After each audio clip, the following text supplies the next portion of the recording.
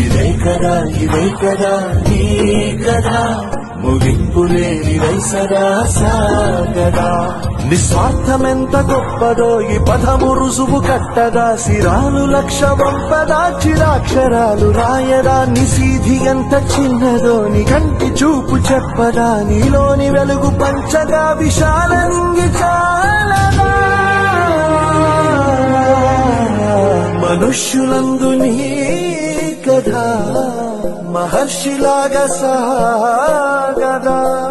మనుష్యులందు నీ కథ మహర్షిలాగా సాగదా